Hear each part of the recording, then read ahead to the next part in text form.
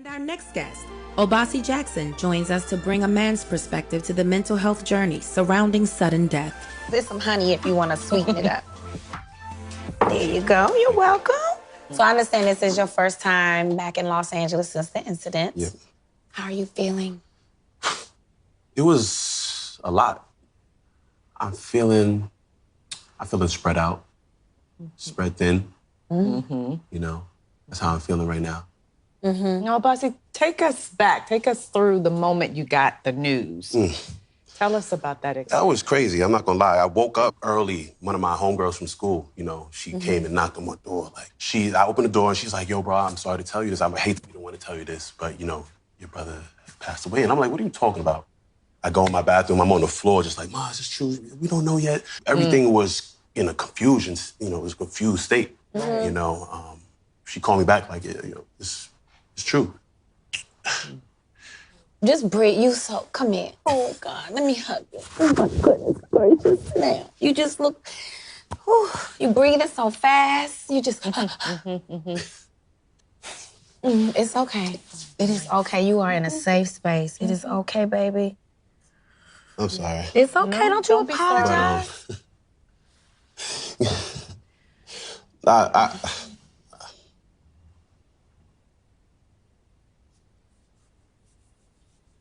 That was your brother. It's okay. Me losing my only brother, you know, I'm going through so many things, you know, in my head because, I won't be able to hug my brother again, tell him I love him again. Like, I won't be able to see him. I won't be able to play basketball with him again. I won't be able to work out with him again. I won't be able to show him my accomplishments. I miss his smile, I miss his laugh. I miss the aggression. I miss the banter, going back and forth. Me telling him he's trash. Me telling him he can't beat me ever in basketball. You know Right, what I'm saying? ever. Not ever. Not ever. Yeah.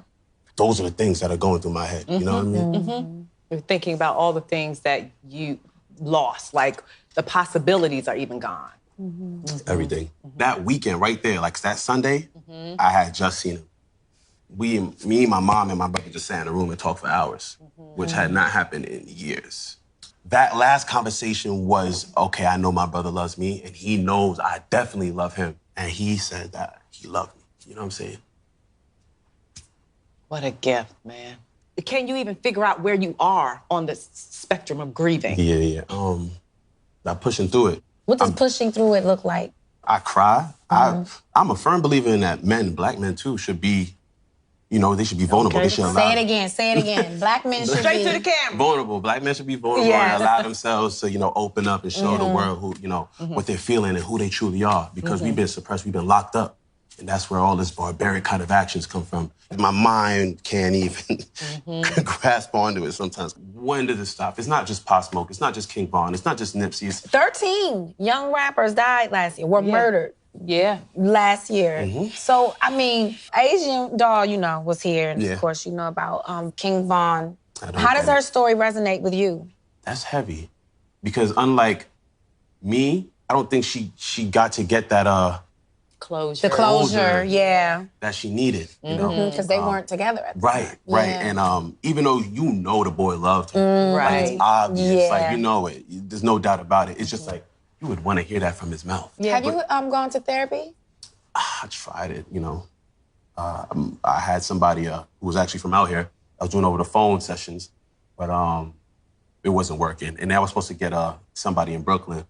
But I just don't, something about just doing it myself, getting over it, like, myself is more appealing to me. I know that I'm the one, at the end of the day, that has to deal with it. I don't want nobody yesing me to make me feel comfortable. Right. I don't, give it to me raw. Well, see, that's the great thing about the right therapist. See, because therapy is sort of like a relationship. It took me years to find the right therapist. You lost your baby brother.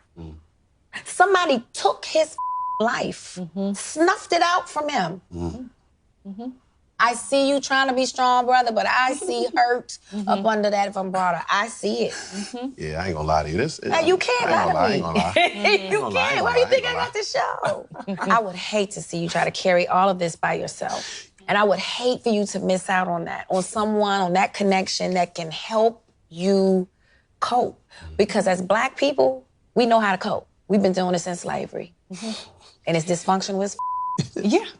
True say. Yeah. And half the things we simply haven't dealt with. Mind you, microaggressions at work, just microaggressions going to buy bananas in the produce section. Right. You know, being followed around in a store because just the color of your skin or because you dress like how you dress. Oh, he doesn't have money.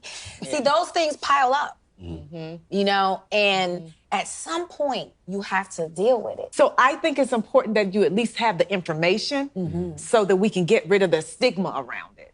You know? Because it's not about coping, too, it's about tools. Well, I'm telling you, I'm 50, and I lost my dad, and it wasn't unexpected, but I lost my son's father unexpected. He was murdered in the worst way when my son was 9, and then I lost my father to cancer 2 years after that.